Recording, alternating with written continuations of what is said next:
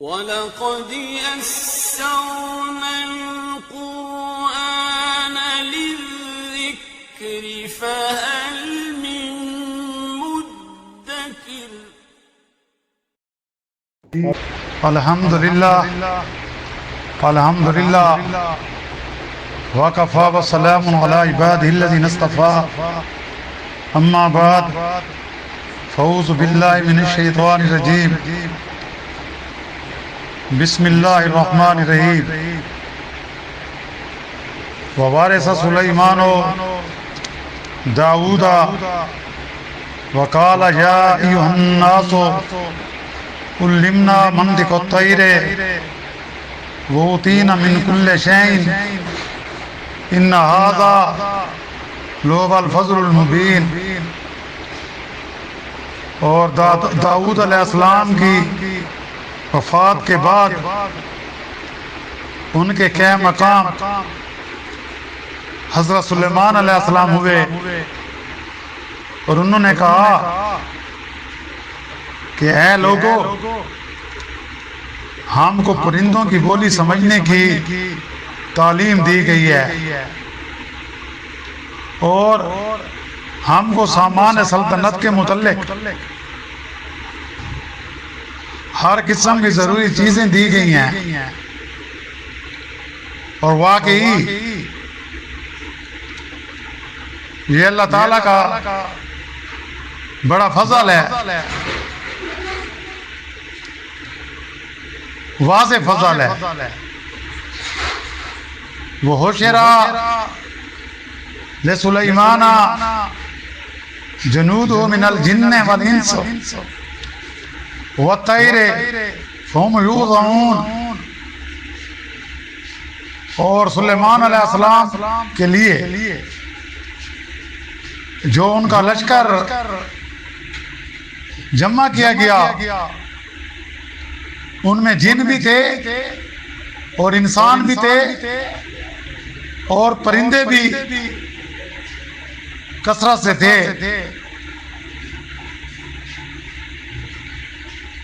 حتیٰ اذا اتوا علی وادی النمل قالت نملۃ یا ایھا النمل ادخلوا مساکنکم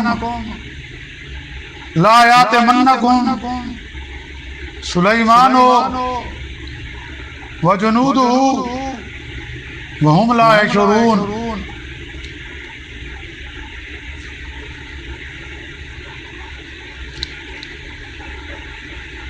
اور جب ان کو چلنے کے وقت روکا جاتا تھا،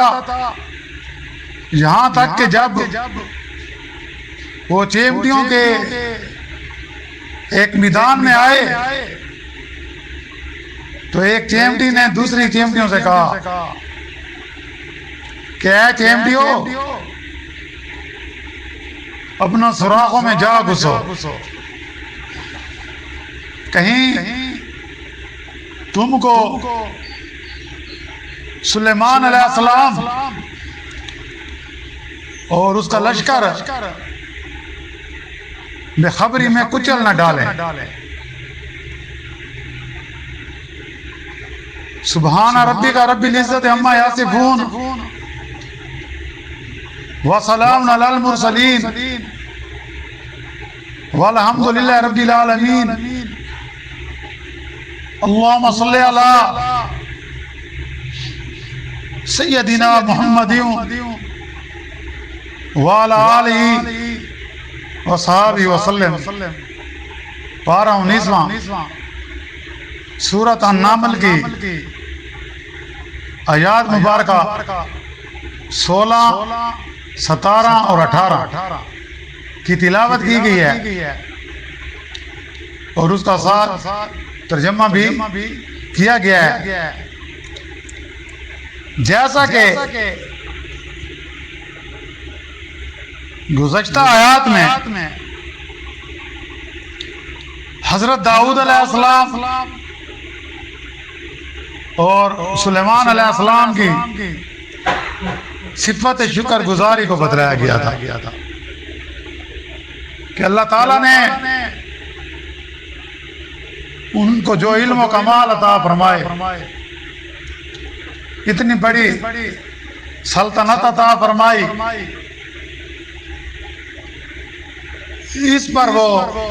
تکبر نہیں کرتے تھے، بلکہ عاجزی کرتے تھے، ہر وقت اللہ کی شکر گزاری کیا کرتے تھے، اس کی حمد و ثنا بیان کرتے رہتے تھے۔ حضرت داؤد علیہ السلام جیسا کہ سورۃ سبا میں آئے گا کہ جب وہ زبور کی تلاوت کیا کرتے تھے نا تو اس کے ساتھ پرند چرند پہاڑ وہ جمع ہو جاتے تھے اور پہاڑ بھی ساتھ یعنی کہ اس کے ساتھ یعنی کہ گونجتے تھے۔ اللہ نے ان کو ایسا سوز دیا تھا۔ تو یہ اللہ کی دین ہے، ہر نبی کا اپنی ایک انفرادی ہم کہہ سکتے ہیں اس کو فضیلت ملی ہے، جیسے حسن یوسف دم عیسیٰ ید بیضہ داری آنچ ہم خوبہ دارن تو تنہا داری، یعنی ہر نبی میں کوئی نہ کوئی اللہ نے اس کو ایسی صفت دی، اس صفت وہ اس کو صفت دوسرے لوگوں پر نمایاں کرتی ہے۔ لیکن ہم جس نبی کے امتی ہیں، جس کو اللہ تعالیٰ نے خاتم النبیین بنا کر بھیجا، آپ کے اندر اللہ نے وہ سب انبیاء کی صفات شامل کر دی، یعنی کہ جو ایک خوبی کسی ایک نبی کی نمایاں تھی وہ سب انبیاء کی خوبیاں آپ میں اللہ نے اکٹھی کر دی، یعنی کہ آپ گلدستہ بن گئے، یعنی کہ ایسا سمجھ لے ہر نبی کی خوبی کے ایک خوشبو تھی، ایک پھول تھا، اور ان سب کو جب اکٹھا کیا گیا گلدستہ بن گیا، وہ نبی کریم صلی اللہ علیہ وسلم کی ذات بن گئی۔ یعنی حسن یوسف آپ کے اندر حضرت یوسف علیہ السلام کا حسن بھی تھا، اس سے بھی زیادہ جمیل اور حسین تھے۔ دم عیسیٰ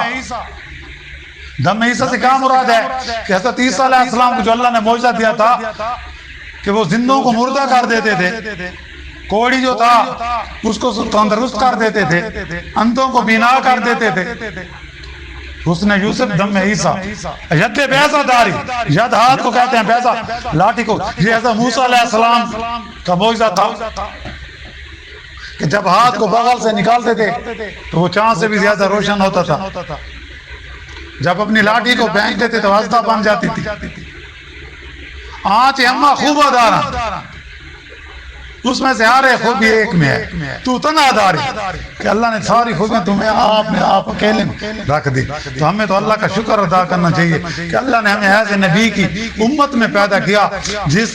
کے آنے سے نبوت کا دروازہ بند ہو گیا، جس میں تمام انبیاء کی خوبیاں اللہ نے رکھ دی، لیکن ہم امت ہیں کہ ہر وقت نبی کریم صلی اللہ علیہ وسلم کی سنتوں کا مذاق اڑا رہے ہیں۔